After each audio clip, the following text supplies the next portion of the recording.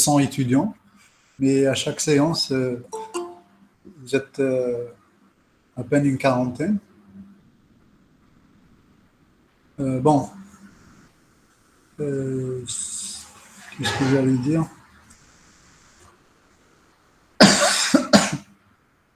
Je n'ai toujours pas la liste complète des emails des étudiants. Donc, ceux qui se connectent avec le mail qui est partagé, enfin, avec le lien qui est partagé, il faut à chaque fois que je les accepte et ça perturbe un peu.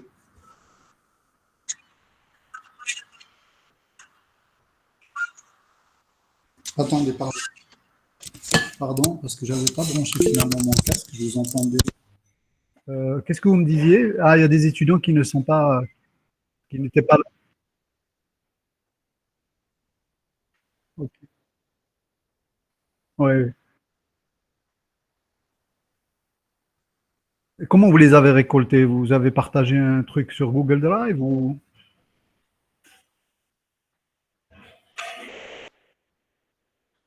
D'accord. Ok. D'accord. Auquel forme? Ok. Voilà. Voilà. Encore. Il faut que je l'accepte. Mais après, bon, une fois que je commence mon cours, ça va être perturbant parce qu'à chaque fois, il faut que je revienne. Je ferme les slides pour revenir. Enfin, je ferme pas, mais je réduis les slides pour revenir pour accepter les étudiants. Donc, s'il vous plaît, envoyez à votre délégué vos emails, c'est-à-dire ceux à qui il a fallu que j'accepte le lien, enfin que j'accepte la demande d'accès à la présentation. Envoyez vos liens, plutôt vos mails à la déléguée pour que j'ai vos emails après, ou sinon envoyez-les moi à moi. Bon, ça va me faire un peu trop de travail, mais bon, c'est pareil. Donc, cette fois-ci, j'ai mis tous les liens, tous les mails que vous m'avez donnés, mais donc une bonne partie ont pu accéder directement sans que j'ai besoin de les accepter. Donc, mais les autres, il faudrait qu'ils donnent leur mail. Les degrés dans le graphe, donc on avait fait cette proposition qui dit que la somme des degrés est égale à 2 fois le nombre d'arcs, ou le nombre d'arêtes. Donc on avait démontré ça par récurrence. Donc maintenant, on va continuer à avoir encore des définitions, enfin des généralités toujours. Donc la notion de sous-graphe et graphe partiel. Donc qu'est-ce que c'est qu'un sous-graphe? Donc si on a un graphe G qui a un ensemble de sommets X et un ensemble d'arcs U, mais c'est valable aussi pour un graphe non orienté. Hein, donc si on considère un sous-ensemble, excusez-moi, c'est pas appartient, mais inclus dans X, si A est inclus dans X, un sous-ensemble de sommets, alors le graphe pardon, attendez, en fait, il y a deux aspects. Donc, A est un sous-ensemble de sommets et V est un sous-ensemble d'arcs ou bien d'arêtes. Donc, le graphe partiel, c'est un graphe qui est engendré par un sous-ensemble d'arcs ou bien d'arêtes. Donc, c'est par V.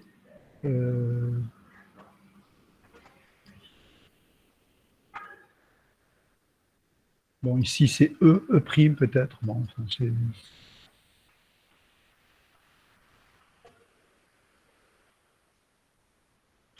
Bon, il y a quelques problèmes de notation. Donc, ici, en fait, donc, le graphe partiel, c'est en fait, on reprend le même graphe, le graphe partiel d'un graphe G. C'est pratiquement le même graphe, mais dans lequel on enlève certaines arêtes ou bien certains arcs. Donc, ça veut dire qu'on va reprendre un sous-ensemble d'arcs ou bien d'arêtes. D'accord? Vous comprenez? C'est-à-dire l'ensemble des sommets reste le même. Vous voyez ici que X reste le même. Par contre, l'ensemble des arêtes ou bien d'arcs, il est réduit. Donc, à ce moment-là, on parle d'un graphe partiel.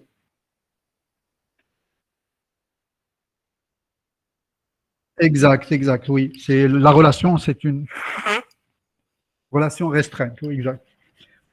Donc, si je dis, par exemple, toutes les villes d'Algérie, c'est les sommets, et toutes les villes qui seront reliées par route, ou on va dire qu'elles vont être reliées par une arête, Maintenant, si j'enlève route et je mets autoroute, à ce moment-là, il restera que quelques-unes, c'est-à-dire, enfin, les villes, elles resteront toutes. Il y aura des villes qui ne seront pas reliées du tout, mais toutes les villes resteront. Mais les relations, elles vont être diminuées parce on a enlevé les routes nationales et les routes communales, etc. Un sous-graphe, par contre, il est engendré par un sous-ensemble de sommets. Donc, on va prendre un sous-ensemble de sommets A. Donc, le sous-graphe engendré par A, ça va être le sous-ensemble de sommets A et toutes les arêtes ou bien tous les arcs qui ont leurs deux extrémités dans A. C'est-à-dire qu'en fait, puisqu'on a réduit le nombre de sommets, il n'y aura pas des arêtes ou bien des arcs qui vont être comme ça en l'air, c'est-à-dire qu'ils vont être sans extrémité. D'accord. Donc on gardera que les arêtes ou bien les arcs dont les extrémités sont dans A, dans le sous-ensemble qu'on a considéré. C'est bon?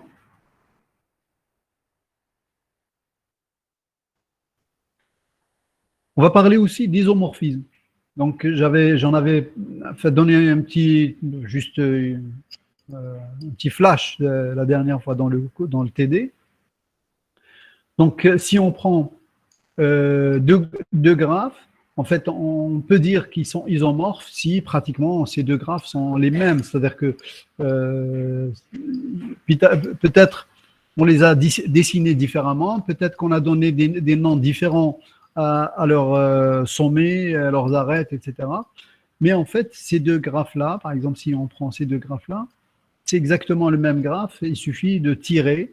En fait, ce sommet qui est au milieu, on va le sortir un peu vers l'extérieur, on va ramener celui-là un petit peu là, et on va retrouver exactement ce même graphe. Donc ces deux graphes, on va dire qu'ils sont isomorphes. Maintenant, la définition de l'isomorphisme, la définition, si vous voulez, mathématique. Donc, pour qu'on puisse dire que deux graphes G1 et G2 sont isomorphes, on note ça par G1 équivalent en quelque sorte à J2, si seulement si il existe une bijection entre les sommets, donc il y a une relation qui relie les sommets des deux graphes, c'est-à-dire que je vais relier par exemple ce sommet à celui-là, peut-être celui-là à celui-ci, et ainsi de suite. Donc je vais relier les sommets du premier graphe au sommet du deuxième graphe par une bijection, et que cette bijection, elle implique aussi une relation bijective entre les arêtes ou bien entre les arcs. C'est-à-dire que si je relie par exemple celui-ci avec celui-là, et que je relie celui-ci avec celui-là, donc s'il y a une arête entre ces deux sommets-là, il faut qu'il y ait une arête aussi entre ces deux sommets-là. S'il n'y a pas d'arête entre ces deux sommets-là, il ne faudrait pas qu'il y ait une arête entre ces deux sommets-là. D'accord? C'est-à-dire que, oui, ouais.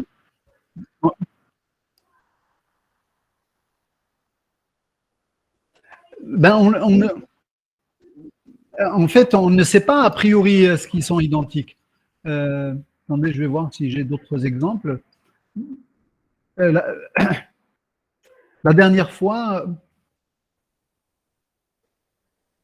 attendez juste une seconde. La dernière fois, si vous vous rappelez, je ne sais pas si je peux faire ça avec ça. Alors, on avait ce graphe-là, si vous vous souvenez. C'est un TD, oui, oui.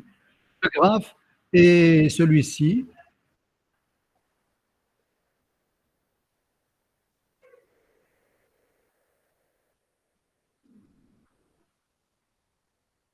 Bon, bien sûr, tous les angles sont les angles, mais pas ceux-là, hein, ceux qui a à l'intersection.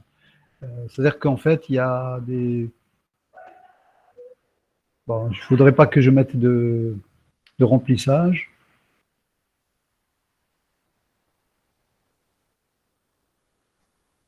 Pareil ici, pas de remplissage.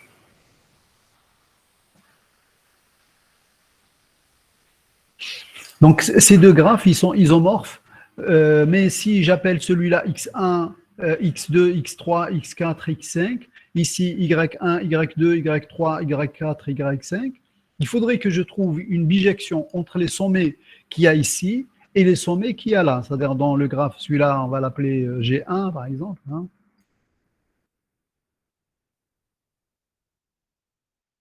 Et celui-là, on va l'appeler G2.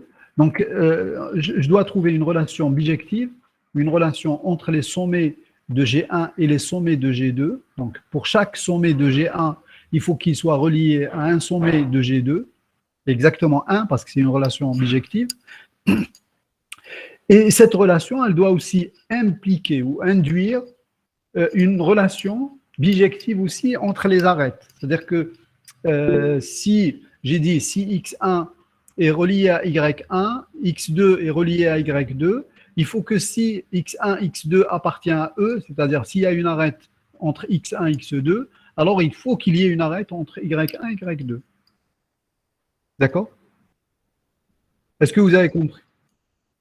Voilà. Et en fait, démontrer que deux graphes sont isomorphes, ce n'est pas quelque chose de facile. Ça revient en fait encore à ces problèmes-là qui sont NP complets, qui sont difficiles, parce que pour trouver la bijection, il va falloir faire tous les tests possibles. C'est-à-dire que je vais relier x1 avec y1, x2 avec y2, et x3 avec y3, ben, ne serait-ce que pour cet exemple qui comporte 5 sommets. 5 sommets ici, 5 sommets là. Mais si je relie, bah, imaginez que j'ai ici, ça c'est x1, allez, ça c'est x2, et ça c'est y1. Bon, je vais juste écrire comme ça, c'est pas très propre, mais c'est pas grave. x3, on va dire.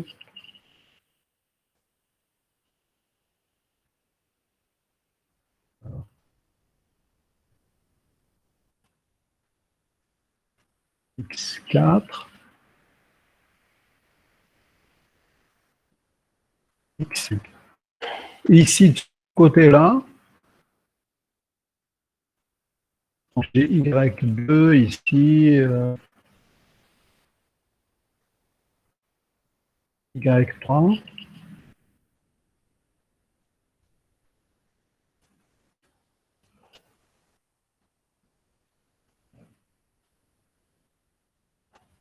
Y5. Donc, si je relis par exemple, je vais dire, allez, X1 avec Y1, X2 avec Y2. Déjà, je vais tout de suite remarquer qu'entre X1 et X2, il y a une arête, mais entre Y1 et Y2, il n'y a pas d'arête. Donc, cette relation, cette bijection que je suis en train de tenter n'est pas bonne. D'accord? Donc, je suis obligé de faire une autre relation, de créer, de vérifier est-ce qu'il y a une autre relation entre les XI et les YI. Vous avez compris? Donc, je vais tester, par exemple, x1, je vais le relier à y1. Alors, x2, ben, peut-être que je vais le relier à y3. Bon, je vais voir que là aussi, ça ne marche pas.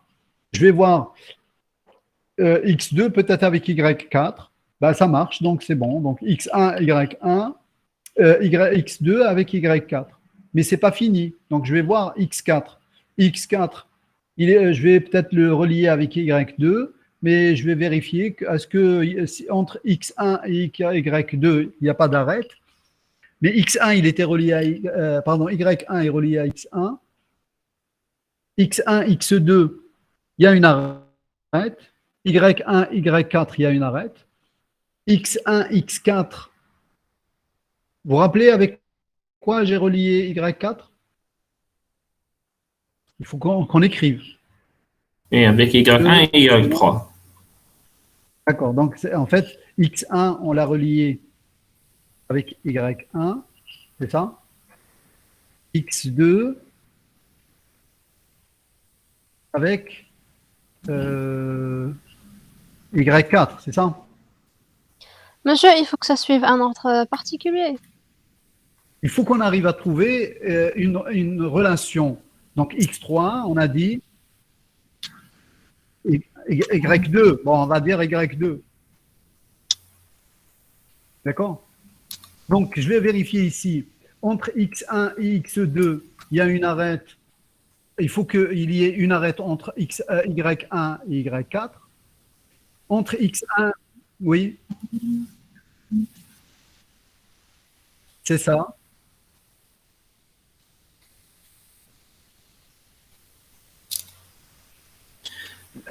Il y a- المهم c'est c'est ça. compliqué.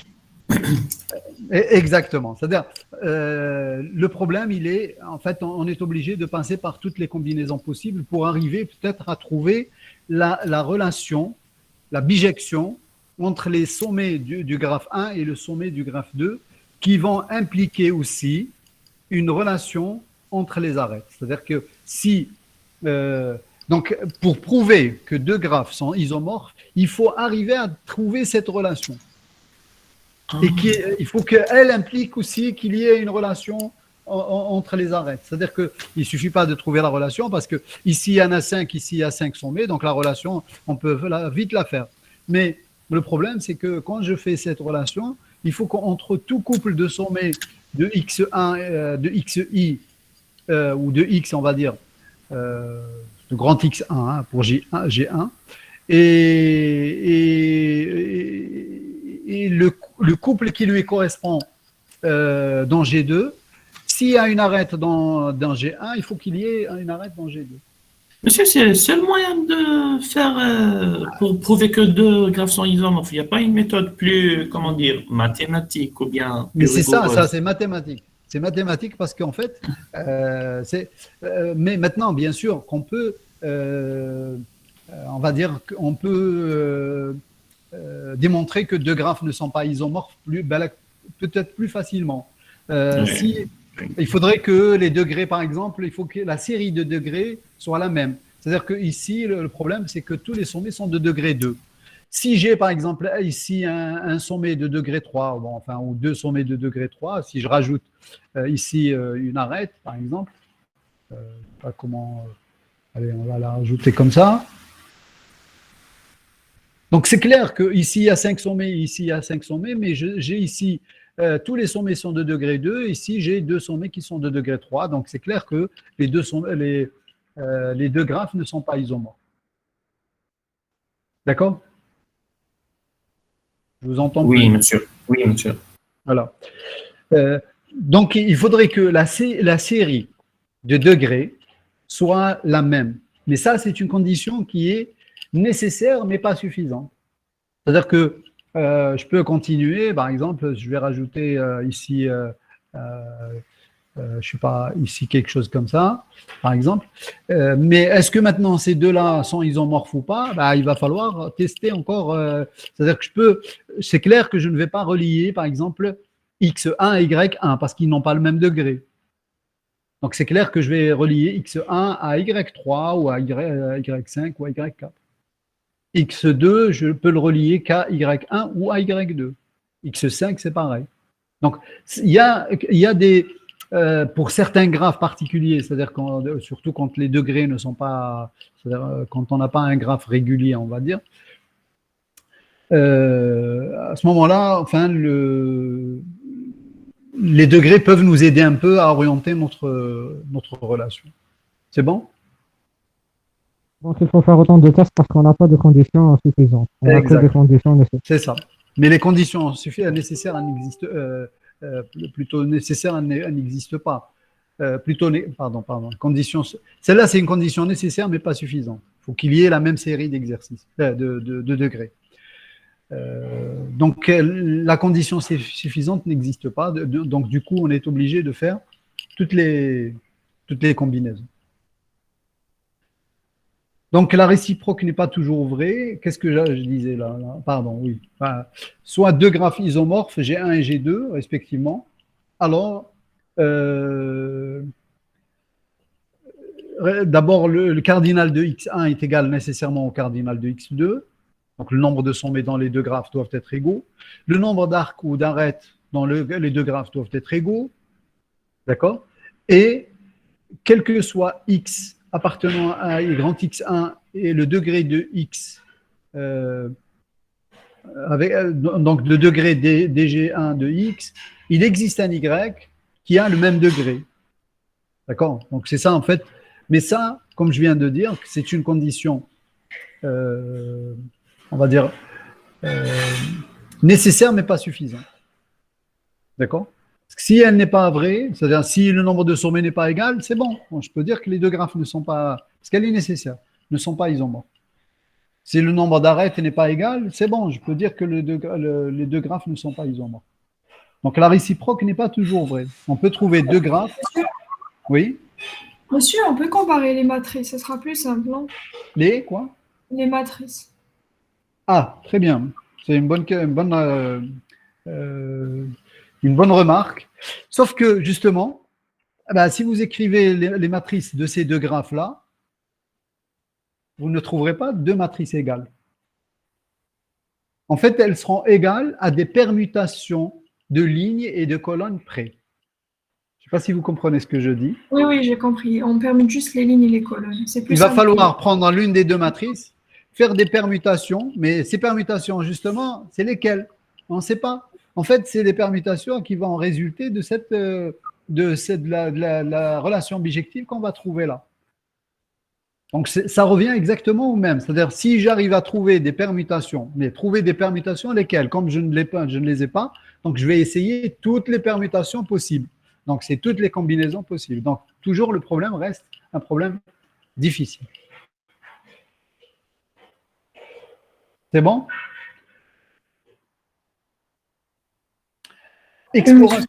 Exploration d'un graphe. Ça, c'est quelque chose qu'on a vu lorsqu'on a parlé des deux graphes là qui représentent le problème des récipients. Donc, je vous avais dit que ce problème-là revient en fait à l'exploration d'un graphe.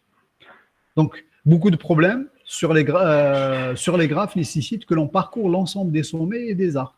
Donc, si vous faites, je ne sais pas, si vous devez visiter tous les sommets d'un graphe, ou bien créer tous les sommets d'un graphe, vous appliquez en fait un algorithme d'exploration. Donc, pendant l'exploration du graphe, on a nécessairement un sommet de départ.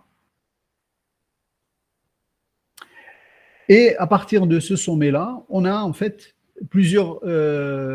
trois types, on va dire, de sommets. Donc, on va dire les sommets non visités. En fait, c'est quoi les sommets non visités? C'est les sommets qu'on n'a pas encore créés du tout. Initialement, on a un seul sommet. On va l'appeler sommet visité. Donc, ça veut dire quoi un sommet visité? Ça veut dire qu'on l'a créé, mais on n'a pas encore créé ses successeurs. On ne connaît pas encore ses successeurs. Et on a un ensemble de sommets qu'on appelle les sommets explorés. Ceux-là, c'est ceux qu'on a visités et pour lesquels on a créé les successeurs. Si vous vous rappelez, quand je faisais, quand j'essayais de créer le graphe correspondant au problème là des récipients, je mettais des étoiles. En fait, au lieu de mettre des étoiles, je peux utiliser ces trois sous-ensembles et dire que ce sommet, il a été visité, ce sommet, il a été exploré, et ainsi de suite. Donc, je vais créer trois sous-ensembles. L'ensemble des sommets non visités, il n'existe pas encore, donc il restera tout le temps vide. Mais j'aurai toujours l'ensemble des sommets visités et l'ensemble des sommets explorés. Oui?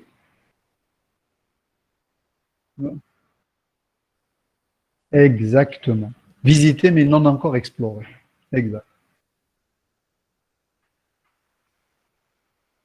On vient de le dépiler, donc on le considère comme exploré, donc il est, ça y est, il est dans le graphe, on connaît ses successeurs. C'est-à-dire une fois qu'on a exploré tous les sommets, ça veut dire qu'on a exploré tout le graphe et on a créé tous les graphes. Monsieur, l'exploration, c'est même dans le cas, il ne s'agit pas de la création. C'est-à-dire on a oui, bien sûr. On a un graphe, on peut avoir un graphe déjà tout fait, mais à ce moment-là, on connaît bien sûr la relation successeur, etc. Donc, on peut explorer un graphe qui existe déjà. Vous avez un graphe qui représente un peu toutes les villes ou je ne sais pas quoi, et vous voulez visiter chaque ville, vous faites un algorithme d'exploration. Et là, la liste des noms visités, initialement, contient tous les sommets. Pardon, je vous entends très mal. J'ai dit initialement, la liste la liste des sommets non visités, elle contient tous les sommets au départ. Exact. Il y a un seul sommet. Oui, il y a un seul sommet. Exact. En fait, non, excusez-moi. Excusez-moi.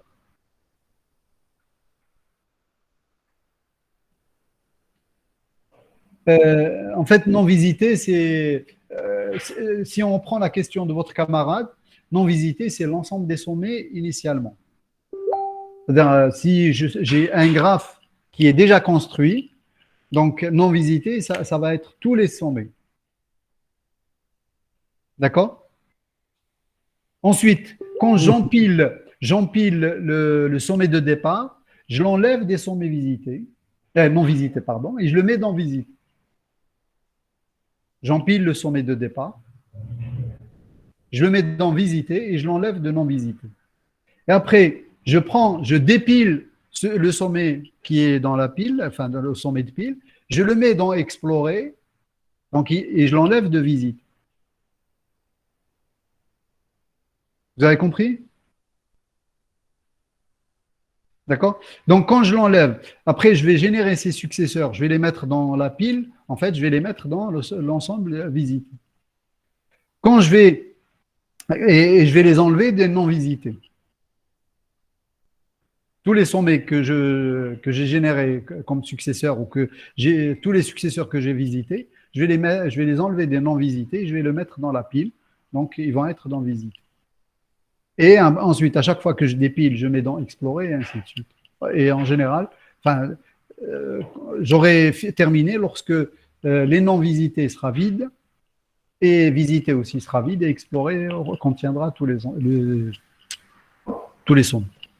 Donc, on peut numéroter les sommets pour que chaque sommet X, donc, pour chaque sommet X, ρ de X correspond à l'ordre dans lequel on a rencontré X.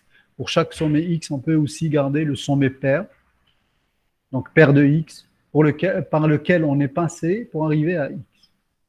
Donc, en fait, le pair, c'est celui qu'on a dépilé, toujours. Sauf s'il a déjà un pair. Le pair d'un sommet, c'est quand on a généré les successeurs, donc c'est le sommet qu'on vient de dépiler. L'algorithme, il peut être énoncé comme suit. Donc, en entrée, on a un graphe, donc on a un sommet de départ. Visited, donc vous voyez, non visited, on ne l'a pas not visited ou quelque chose comme ça, on ne l'a pas du tout pris en considération. Donc, on a juste l'ensemble visited. Donc, ça va être x0 et explored, ça va être l'ensemble vide. Et on va prendre i égale à 1, par exemple. While visited, différent de l'ensemble vide. D'où choisir un sommet x appartenant à visited, choisir ou bien dépiler, c'est comme vous voulez. Donc, ici, c'est un ensemble. Donc, choisir reviendra en fait à dire que si je choisis le sommet de pile, donc ça va être profondeur d'abord. Si je choisis plutôt la queue de la pile, donc c'est plutôt une file, à ce moment-là, ça veut dire que c'est largeur d'abord. Je peux même choisir aléatoirement. C'est une stratégie aléatoire. Donc, choisir un sommet, oui. C'est pourquoi visiter quand il y a au début X0? C'est pas normalement S, parce que S, c'est le sommet de départ. C'est not visited qui est X. Grand X. Non, visited égale X0. Non. Not visited, c'est grand X au départ. Après, c'est ce que je viens de dire. Dans l'algorithme, il y a l'initialisation, la liste visited égale à X0. Il y a un seul sommet, X0. Un seul sommet, exact. Oui, X0, pourquoi c'est pas S? Normalement, on a commencé par S. Oui, vous avez raison. Oui, vous avez raison. Vous avez raison. Oui. Ça, c'est une erreur de ma part. C'est une erreur, oui, c'est un S. Bon, à la limite, soit S, soit je mets ici, soit un sommet de départ, c'est X0. Oui, d'accord. Vous êtes en train de me parler plutôt de l'algorithme. Exact, oui. Vous avez raison.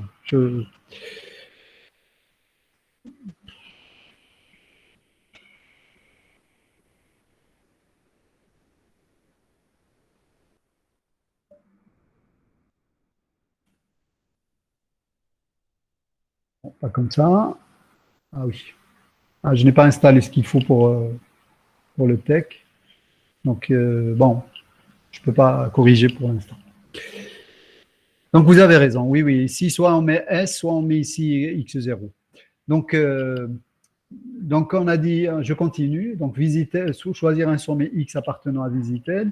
Visited égale à visited moins X, donc moins le sommet qu'on a choisi. Explored égale à explored union X. Donc, on va rajouter X à l'ensemble de explored. Ensuite, pour chaque sommet Y adjacent à X, do. Donc, si Y n'appartient pas déjà à explored, then visited est égal à visited union Y. Bon, bien sûr, l'union, ça veut dire que si Y appartient déjà à visited, il ne va pas être rajouté une deuxième fois. C'est ça l'avantage que par rapport à empiler. Et après, paire de Y est égal à X. Et bon, on choisit ça, paire de Y est égal à X, parce que ça veut dire que, bon, parce qu'en fait, un sommet, il peut avoir plusieurs paires. Donc là, ça veut dire qu'on prend le dernier qu'on a utilisé, ça veut dire qu'on écrase. Si un sommet a déjà un paire, on va écraser, on va mettre le dernier sommet par lequel on a visité ce sommet. Ça n'a pas d'importance. Et ρ de X est égal à I, et ensuite on incrémente I.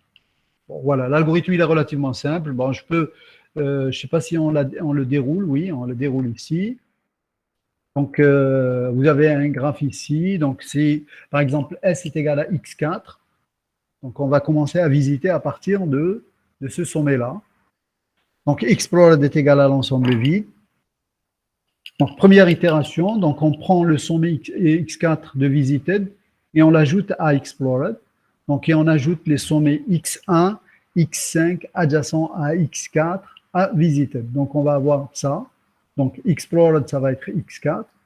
Et visited, on va avoir donc les deux sommets qui sont adjacents, donc X1, X5. C'est bien ça? Deuxième itération. Donc, on va prendre un sommet de visited. Ben, on a le choix entre X1 ou X5. Ici, on prend par exemple X5. On l'ajoute donc à explored et on ajoute aussi les sommets. Donc, si on a pris X5, quels sont les sommets qui sont adjacents à X5? Donc, c'est X1, X3 et X4. D'accord, il y a 3 sommets. Mais bon, X4, il y était déjà. C'est ça. Donc, on ajoute à explored et on ajoute aussi les sommets X1, X3 adjacents à X5 à visiter. X1 et X ouais, à visited. Donc, visited va être égal à X1, X3. Attendez, X1. Qu'est-ce qu'on a dit dans l'algorithme? Visited, si Y n'appartient pas à explored, then. Donc, ici, qu'est-ce qui appartient déjà à explored? Il y a parmi les X1, X3, X4, il y a X4 qui est déjà dans explored. D'accord? Donc, on a rajouté X1 et X3 à visited. D'accord? On vient d'enlever X5 de visited et on a rajouté X1, X3. X1, il y était déjà, donc on va avoir X1, X3 dans visited. D'accord? Troisième itération, donc on prend toujours un sommet de visited, par exemple X1. Donc, si on prend X1, qu'est-ce qu'il a comme successeur, enfin comme voisin? Donc, il a tous les autres sommets, mais on va voir ceux qui ne sont pas déjà dans explored. Dans explored, il y a déjà X4 et X5. Donc, ça veut dire qu'on va rajouter X2 et X3 en fait. Mais X3, il y était déjà. Donc, on va rajouter en fait X2. Donc, on ajoute à celui qu'on vient de prendre, X1 à explored, et on ajoute aussi les sommets X2, X3 adjacents à X1 à visited. En fait, on devait rajouter tous les voisins de X1, mais certains étaient déjà dans explored, donc on ne va pas les rajouter dans visited. Donc, on va rajouter uniquement X2, X3 à visited. Donc, visited maintenant contient X2, X3. Explored contient X1, X4, X5. Quatrième itération, donc on prend un sommet de visited. Bon, cette fois-ci, on a pris x2. Qu'est-ce qu'il a comme successeur, comme voisin? Il a x1 seulement. Donc, il est déjà dans explored, donc on ne va pas le rajouter dans visited. D'accord? Ensuite, cinquième itération, on prend x3 de visited et on ajoute rien du tout à explored parce que tous les voisins de x3 sont déjà dans explored. Donc maintenant, l'ensemble visited est égal à l'ensemble vide, donc on arrête. C'est bon? Messieurs, Oui. pour les visites, pourquoi on n'a pas pris le X3 pour la quatrième itération? Ah non, c'est un choix arbitraire. En fait, ici, pour l'instant, c'est un choix arbitraire. Mais je vous ai dit, si vous implémentez cet algorithme, au lieu de choisir, qui est écrit ici, choisir un sommet, vous pouvez soit dire je dépile si vous utilisez une pile. Donc, visited, pour vous, ça va être une pile. Donc, à ce moment-là, ça va être le sommet de pile, toujours. Ah oui, d'accord, oui. D'accord? Oui. Si vous choisissez une file, ça va être toujours la queue de la file. C'est-à-dire le premier sommet qui a été rajouté à la file. D'accord? Donc, ici, on l'a écrit choisir, bon, donc ça devient arbitraire. Donc, qu'est-ce qu'on a dit ici? Il existe deux grandes stratégies opposées pour sélectionner à chaque étape le sommet à marquer. La recherche en profondeur, donc il faut qu'elle elle choisit le dernier qui a été rajouté, en quelque sorte. Donc, c'est une pile qu'on va utiliser. Et la recherche en largeur, elle choisit le premier qui a été ajouté dans la liste. Donc, en général, on utilise une file pour ça. Et ça donne une recherche en largeur. Donc ça, c'est très connu, recherche en profondeur ou recherche en largeur. Et ces deux stratégies, parfois, en fait, ça dépend de l'objectif qu'on cherche. Parfois, il y a une qui est plus adaptée que l'autre. C'est-à-dire, vous, quand vous devez utiliser cet algorithme d'exploration, vous réfléchissez un peu avant en disant, est-ce que vraiment j'ai besoin d'aller en profondeur d'abord ou est-ce que je dois explorer tout le graphe? Bon, à ce moment-là, quelle que soit la stratégie que je prends, ça n'a pas d'importance. Mais parfois, je cherche un but bien précis. Je n'ai pas besoin d'explorer tout le graphe. Donc, j'ai besoin d'explorer le graphe, mais pour atteindre un but bien précis. Mais ce but, parfois, je l'atteins plus facilement en faisant du depth first search. Parfois, je l'atteins plus facilement en faisant du breadth first search, c'est-à-dire une recherche en largeur. Donc, en fonction de votre problème, l'une des deux stratégies peut être mieux adaptée. On passe maintenant aux propriétés des graphes. Est-ce qu'il y a des questions sur cet algorithme d'exploration?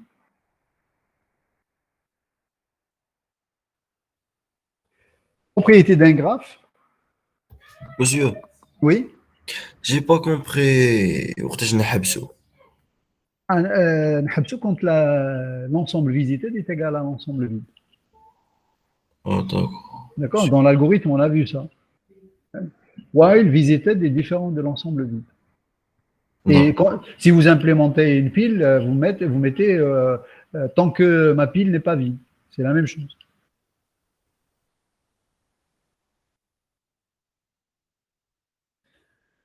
Bon. On parle de multiplicité d'un arc ou d'une arête. Donc, avant de parler de multiplicité d'un graphe. Donc, on appelle multiplicité d'un arc ou d'une arête la valeur nxy correspondant au nombre d'arcs qui relie x à y. Donc, x à y, hein, ça veut dire qu'il y a une orientation lorsque le graphe il est orienté. Ou bien x et y si le graphe n'est pas orienté. Si le nombre, si vous voulez, le nombre est supérieur à 1, on parle d'un multigraphe, c'est-à-dire que c'est un graphe qui est dans lequel il y a une multiplicité supérieure à 1. D'accord? Donc la multiplicité d'un graphe G est le nombre M de G correspondant au maximum des MXY. C'est-à-dire qu'en fait, si j'ai entre X et Y, deux sommets comme ça, trois arêtes qui relient ces deux mêmes sommets, je dirais que, bon, et que pour tous les autres couples, je n'ai pas plus de trois arêtes, je dirais qu'il est, que mon graphe, il a une multiplicité qui est égale à 3. Donc c'est le maximum des multiplicités entre les couples des sommets. D'accord?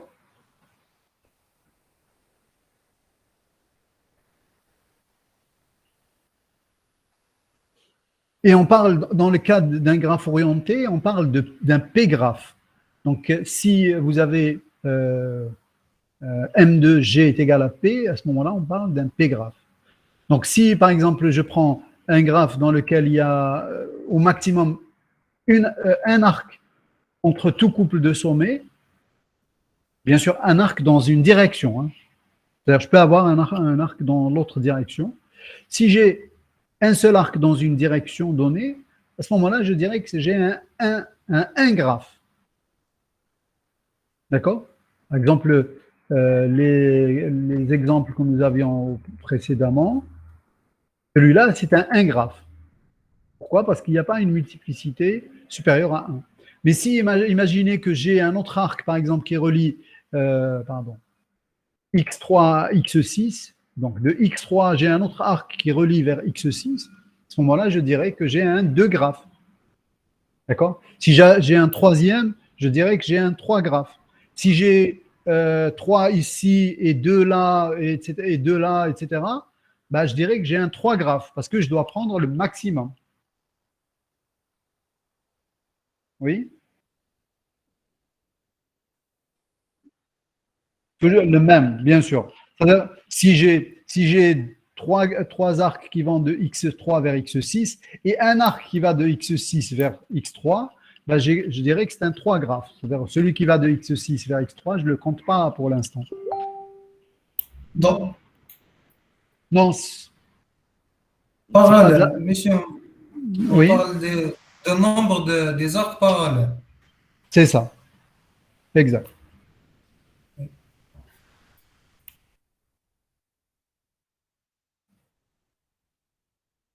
Oui. Souvent, oui. Dans la majorité des cas, on est dans les cas des graphes simples, justement, et des graphes ou des un graphe, c'est-à-dire qu'on. Mais là, dans la théorie, du moins, la notion de multigraphe existe dans la théorie. Maintenant, dans la pratique, est-ce qu'il y a des modèles? Ben, je ne sais pas. Je peux, en tout cas, dans la théorie, ça existe. Maintenant, dans la pratique, ben, je ne sais pas si entre un couple de sommets ou d'individus, il y a une multitude de relations. Donc, on représente ça par plusieurs arêtes ou par plusieurs arcs. Pourquoi pas? Je ne sais pas comment je pourrais. Si je vous dis deux étudiants qui sont représentés, enfin les étudiants sont représentés par des sommets et ils sont reliés par une arête s'ils font le même module. Bon, après, s'ils font le même module, c'est une arête, mais s'ils font deux modules, est-ce que je mets deux arêtes ou est-ce que, parce que vous êtes deux étudiants, vous choisissez des modules d'options différents, là, par exemple. Donc, un étudiant X et un étudiant Y, ils font deux modules qui sont les mêmes. Donc, est-ce que je mettrai deux arêtes? Vous comprenez? D'accord? Donc, ce n'est pas, c'est une représentation. Maintenant, il y a toute une théorie pour ça aussi. Bon, on ne va pas rentrer beaucoup dans ces détails-là. Nous, souvent, on considère des graphes qu'on appelle des graphes simples ou des un graphe. Un graphe simple et un graphe, ce n'est pas la même chose. Donc, souvent, on travaille avec P égale à 1. Oui? Qu'est-ce qu'un multigraphe? Il est équivalent à un graphe multiple. Je n'ai pas très bien compris. Est-ce qu'un multigraphe, c'est la Oui. même chose qu'un graphe multiple? Je ne sais pas, je ne connais pas la définition d'un graphe multiple. Je ne sais pas, peut-être. C'est une question. On C'est a une parlé. question. Ouais. En quoi? Oui, j'ai des par exemple multigraphes. Vous avez dit que c'est l'opposé d'un graphe simple, c'est ça? Non, j'ai pas dit que c'est l'opposé. Un multigraphe, c'est pas l'opposé. C'est juste que un multigraphe, il peut y avoir plusieurs arcs parallèles ou arêtes. Et dans un graphe simple, non, un graphe simple, il y a pas plus d'une arête. On va le définir d'ailleurs. Ça vient juste après. D'accord. Oui, oui. Donc, un graphe non orienté est dit simple s'il ne contient pas de boucle et pas plus d'une arête entre tout couple de sommets. D'accord? Donc, on dira que le graphe, il est simple. Bon, ici, vous voyez que je définis la notion de graphe simple uniquement par les graphes non orientés. Beaucoup de ces définitions et dans beaucoup de littérature, on ne parle de ces propriétés que pour des graphes non orientés. Mais il y a certains ouvrages, c'est-à-dire que ce n'est pas exclu, où on parle de graphes simples dans le cas orienté aussi. Bon, c'est pareil, c'est-à-dire qu'un graphe simple dans le cas orienté, bah, c'est pareil, il faudra qu'il y ait des boucles, il ne faut pas qu'il y ait d'arcs parallèles. Mais il n'est pas exclu qu'il y ait un arc dans un sens et un autre arc dans l'autre sens. Hein. Donc le graphe, il restera simple. Le graphe complet, pareil, je fais la définition dans le cas non orienté. Donc, quand est-ce que le graphe est... Bon, là, s'il y a les deux cas. Donc, dans le cas orienté, bon, s'il n'y a pas...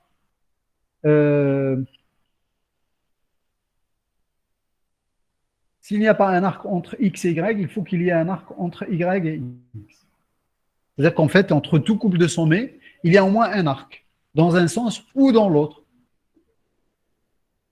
D'accord? Bon, dans le cas non orienté, c'est plus simple. Entre tout couple de sommets, il y a une arête. Donc, bien sûr, on note par Kn le graphe complet de n sommets. C'est-à-dire, par exemple, celui-là, c'est un K6, parce qu'il y a K sommets, 6 sommets, et tous les sommets sont reliés entre eux.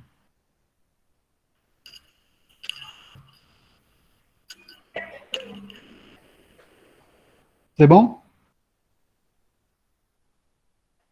Monsieur, complet, ça veut dire que le sommet il est relié à tous les autres sommets. C'est ça. D'accord. Monsieur, vous pouvez répéter le graphe précédent. J'ai perdu ma connexion. Je parlais du graphe simple. Donc, j'ai dit que le graphe simple ne contient pas de boucle, il ne contient pas d'arc parallèle ou d'arête parallèle. D'accord? Le graphe complet, quant à lui, entre tout couple de sommets, il y a au moins un arc. Et dans le graphe non orienté, au moins une arête. Donc, il y ait toujours une arête. Quel que soit x différent de y, différent. Hein. XY appartient à E. En général, on parle d'un graphe simple complet d'ordre n et qu'on note Kn. D'accord? Donc celui-là, c'est un K6. Graphe régulier. Un graphe G dit K régulier. Donc K régulier. Tout à l'heure, on parlait de K graphe ou P graphe. Donc ça, là, maintenant, c'est K régulier. Si quel que soit X, hein, quel que soit le sommet x, le degré de x est égal à k. En d'autres termes, petit delta de g est égal à grand delta de g est égal à k. C'est-à-dire tous les sommets sont de même degré. C'est très simple. C'est-à-dire que si vous prenez celui-là, attention, ce n'est pas un graphe complet, hein, parce que vous voyez qu'entre x et x3 et x6, il n'y a pas d'arête. x2, x5, il n'y a pas d'arête, et ainsi de suite. Mais vous voyez qu'entre chaque sommet, il est de degré égal à 4. Donc, on va dire qu'il est 4 régulier. C'est bon? Graphe biparti. Un graphe G est dit biparti si l'ensemble de ces sommets admet une partition en deux sous-ensembles. X1, grand X1 et grand X2. Avec grand X, quand on dit partition, c'est évident. Ça veut dire que l'intersection entre les deux sous-ensembles est égale à vide, l'ensemble vide, et l'union, bien sûr, reconstitue tout l'ensemble entier. C'est-à-dire l'union entre X1 et X2 nous donne X, et l'intersection entre x1 et x2 est égale à l'ensemble vide. C'est un partitionnement. Bon, que ce soit dans le cas orienté ou dans le cas non orienté, ce qu'il faut savoir, c'est que les éléments d'un même sous-ensemble ne sont pas reliés entre eux. C'est-à-dire que si je prends par exemple grand X1, là, c'est cela par exemple, il n'y a pas d'arc, il n'y a pas d'arête entre les éléments de grand X1. Il n'y a pas d'arc ou d'arête entre les éléments de grand X2. D'accord? Toutes les arêtes, elles doivent relier un sommet de grand X1 à un sommet de grand X2. Vous comprenez? Dans le cas orienté, quel que soit x et y, x appartient, donc quel que soit l'arc qu'on considère, x forcément appartient à grand X1 et y appartient à grand X2. Dans le cas non orienté, l'ordre n'est pas important. Donc, à ce moment-là, on a une extrémité, elle est dans grand X1 et l'autre extrémité, elle est dans grand X2. On peut définir ce qu'on appelle un graphe bipartite complet. Donc, ça ne sera pas un graphe complet, ce sera un graphe bipartite complet si tous les sommets de grand X1 sont reliés à tous les sommets de grand X2. D'accord? Donc, un graphe bipartite complet, et on le note KPQ. Si, bien sûr, cardinal de X1 est égal à P et cardinal de X2 est égal à Q. Vous comprenez un peu cette notion de, dans la pratique, à quoi correspond un graphe bipartite? C'est-à-dire que si on a un ensemble d'individus, mais les individus constituent en quelque sorte deux catégories différentes, les liens ne peuvent pas exister entre les éléments d'une même catégorie. Si je dis par exemple la relation étudiant chez tel enseignant, les étudiants c'est une catégorie, les enseignants c'est une catégorie. Donc les enseignants ils ne peuvent pas être reliés entre eux parce que l'enseignant n'est pas étudiant chez l'enseignant. Et réciproquement, enfin pareil, pardon, c'est pas réciproque. Mais de la même manière, on ne peut pas avoir bien sûr un étudiant qui est enseignant d'un autre étudiant ou quelque chose comme ça. Bon, ça c'est un exemple, bien sûr, peut-être que peut y avoir des situations bizarres. Mais vous comprenez un peu ce que ça veut dire. C'est-à-dire qu'on peut tomber sur des relations qui relient en quelque sorte des catégories d'individus différents. Et les catégories entre elles ne sont pas reliées. C'est clair?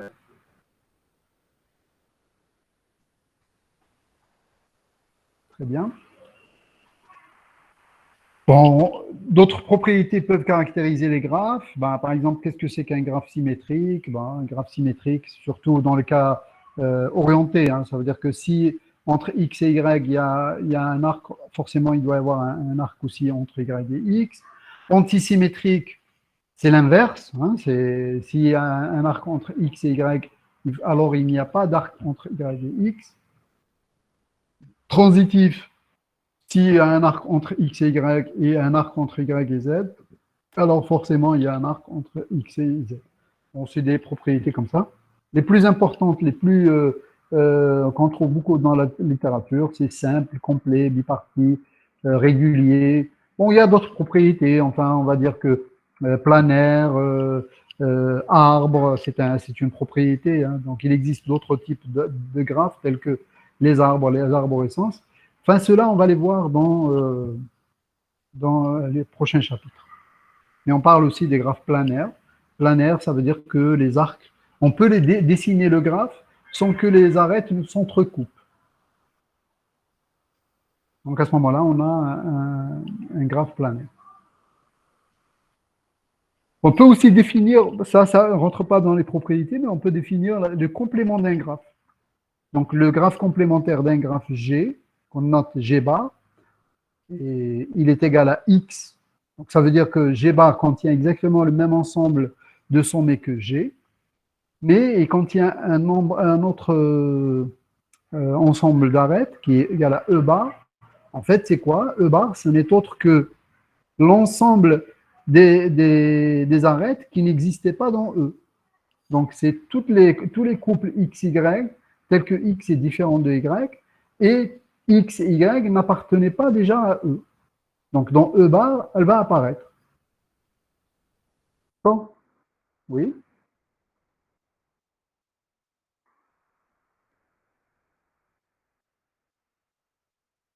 Je vous ai perdu. Je vous entends plus. Oui. En fait, non, c'est pas ça. C'est surtout, l'algébar, c'est la négation d'une relation. C'est-à-dire, si je dis, je sais pas, l'étudiant tel il est dans la même section que l'autre tel étudiant, donc si vous dites qu'ils ne sont pas dans la même section, ça va donner la négation. Ça va donner le graphe complémentaire. D'accord? Donc si je prends par exemple, sans ça, hein. Monsieur, Oui, on peut faire les compléments seulement pour les graphes simples. pour les graphes, Simples. simple. Oui, enfin, c'est difficile de parler du complément d'un graphe, d'un multigraphe ou parce que la notion de boucle, etc., elles n'apparaissent plus. Donc, par exemple, ces deux graphes, ils sont complémentaires. C'est-à-dire que celui-là, c'est le complément de celui-là et inversement. D'accord, Vous oui. êtes d'accord? Vous êtes d'accord Oui, avec oui. moi? Bon, Oui. bien sûr. Excusez-moi, c'est juste que il fallait que j'appelle ça X1.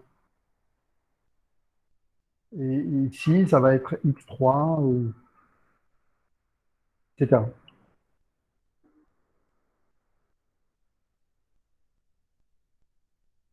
Toujours. Oui, exactement. Exact. Exact. L'union de deux graphes complémentaires nous donne le graphe complet. Exact. C'est bon. Est-ce qu'il y a d'autres questions?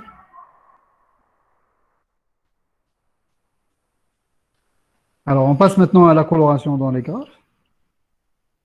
Donc, j'ai dit que c'est une problématique qui a été posée à un moment donné en disant est-ce qu'on peut colorier une carte géographique avec combien de couleurs, etc. Donc, il a été même prouvé que quatre couleurs suffisent pour colorier n'importe quelle carte géographique. Et c'est si vous voulez, l'un des problèmes qui a été démontré par ordinateur. C'est un des rares problèmes qui a été démontré par ordinateur. Et bon, il y a beaucoup d'applications, surtout quand il s'agit de résoudre des problèmes de planification, d'emploi du temps, pour ne citer que ça. Alors, avant de parler de coloration, on va définir ce que c'est qu'un stable. Donc, on appelle un stable dans un graphe G un sous-ensemble de sommets, donc S, tel que ce sous-ensemble engendre que des sommets isolés. C'est-à-dire que si engendre un sous-graphe, d'accord? Vous vous souvenez un peu de ce que c'est qu'un sous-graphe? Il est engendré par un sous-ensemble de sommets. Donc si je prends le sous-graphe qui est engendré par S, par ce sous-ensemble, alors il va nous donner que des sommets isolés. Donc si je prends par exemple S égale à x2, x3, x4, donc x2, x3, x4, si je construis le sous-graphe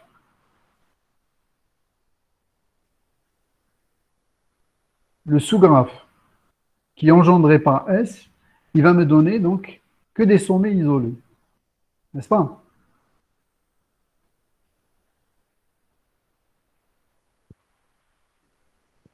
Oui. Il Oui. n'y a pas entre les trois.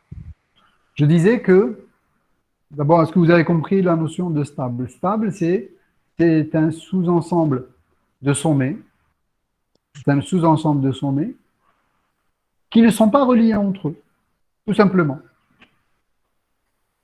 D'accord? C'est-à-dire que si je prends par exemple x2, x3, x4, c'est un sous-ensemble de sommets qui ne sont pas reliés entre eux. Si je considère le sous-graphe qui est engendré par x2, x3, x4, ben, ça va me donner un graphe dans lequel tous les sommets seront isolés.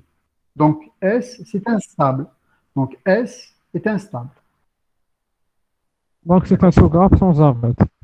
Exact. Si je prends chaque partition d'un graphe bipartite, ça nous donne un stable. C'est clair. C'est-à-dire, quand on a défini le graphe partiel, le graphe bipartite, ben, si vous prenez ce sous-ensemble, ça vous donne un stable parce que tous les sommets qui sont là ne sont pas reliés entre eux. Clique, ben, la clique, c'est l'inverse.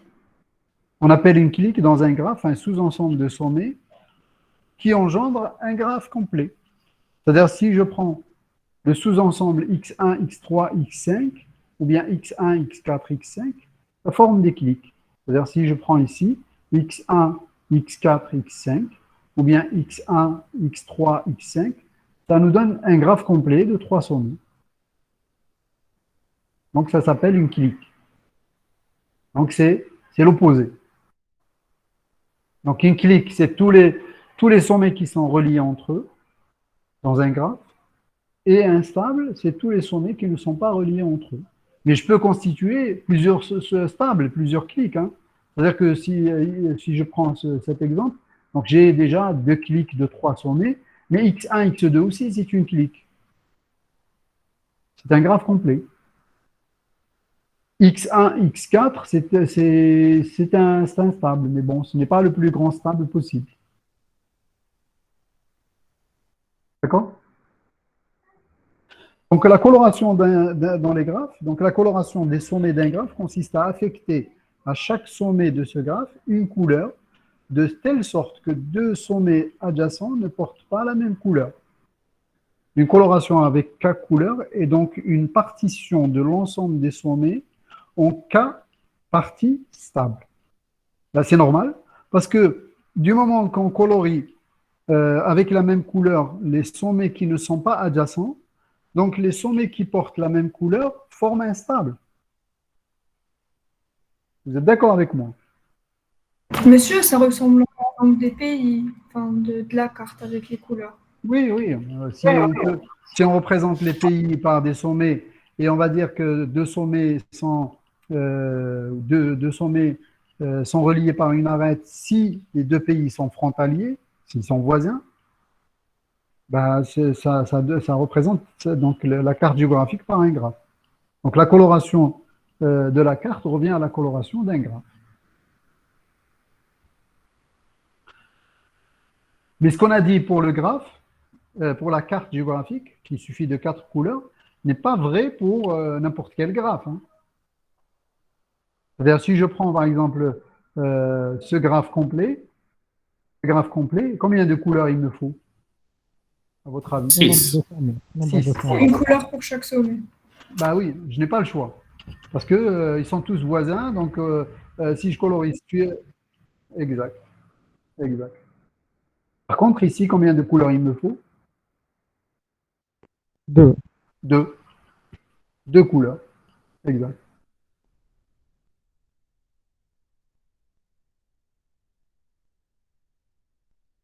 Exact, ouais. Donc, on appelle ça le nombre chromatique d'un graphe. Le nombre chromatique noté nu de G d'un graphe est le plus petit entier K pour lequel il existe une partition de X en K sous-ensemble stable. En fait, il existe une coloration possible avec ces K couleurs. D'accord? Coloration minimale. C'est le plus petit entier K pour lequel il existe une partition de X en K sous-ensemble stable.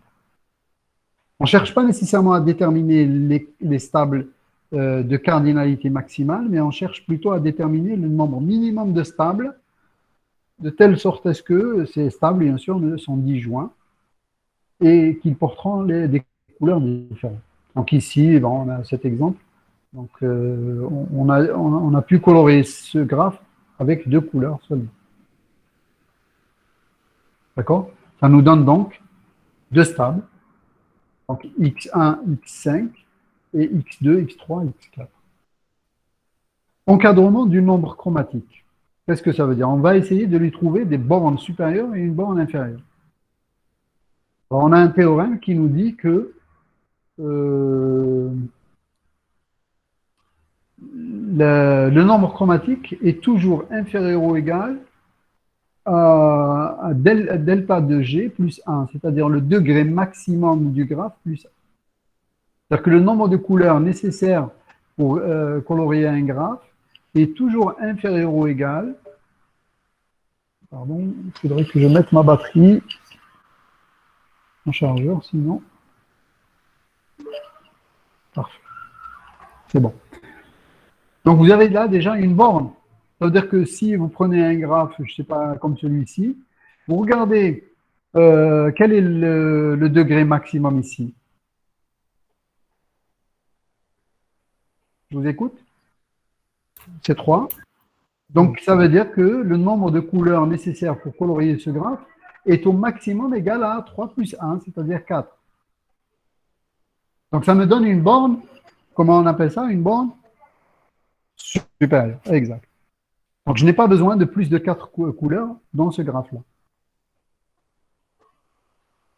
Donc la preuve, construisant une partition de X en sous-ensemble stable de la manière suivante, on considère un sommet X arbitraire. Bon, je vous laisse lire la démonstration. Je ne vais pas la faire avec vous pour ne pas perdre beaucoup de temps. Je vous laisse lire la démonstration et s'il y a des questions, on reviendra dessus la prochaine fois.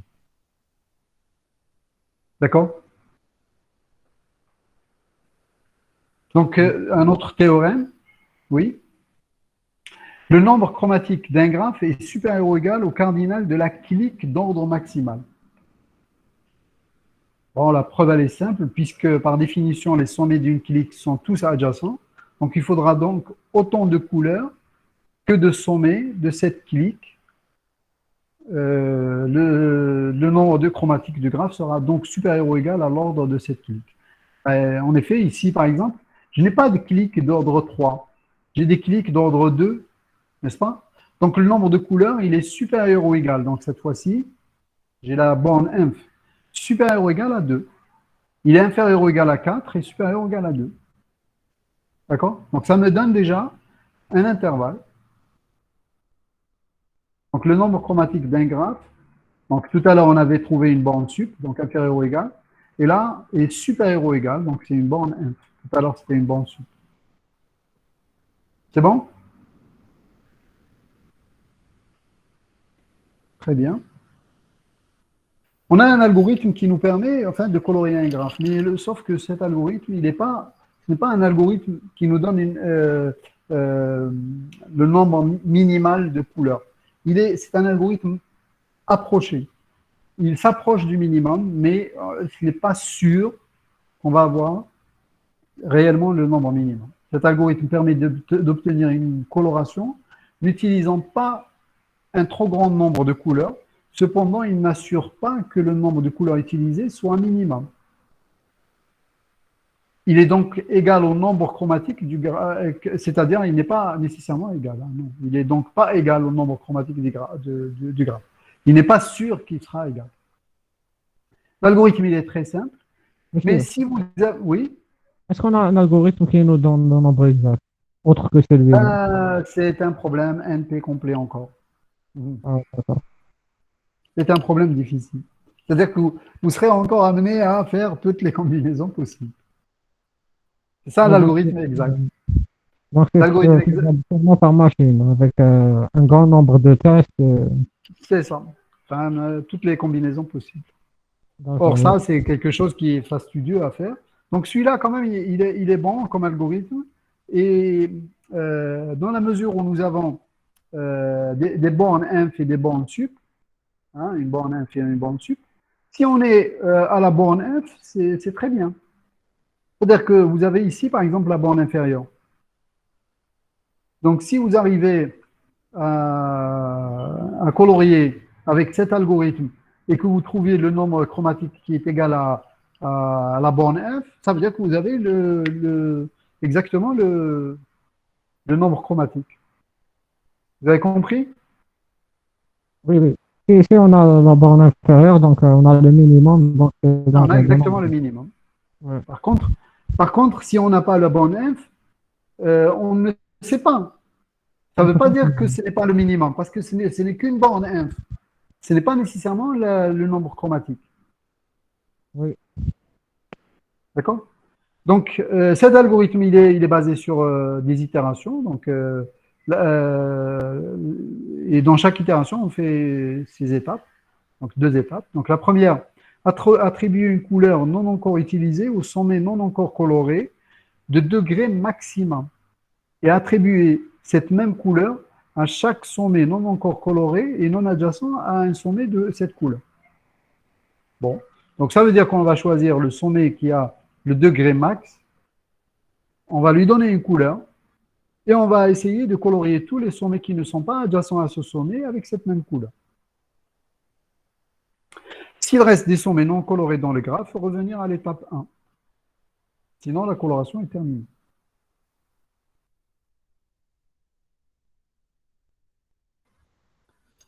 Donc voilà un peu ce que je devais... On va l'appliquer dans le TD, cet algorithme. Je ne vais pas prendre d'exemple aujourd'hui. Donc, ceci termine donc ce chapitre, hein, c'est bon. Est-ce qu'il y a des questions? Sinon, on arrête pendant quelques minutes et on prend le TD. On a fait un peu moins d'1h20. Est-ce qu'il y a des questions?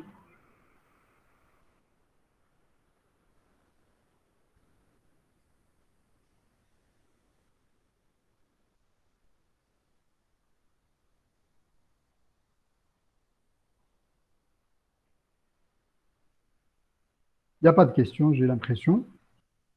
Personne ne répond. Donc, on se retrouve dans 10 minutes. Donc, à tout de suite.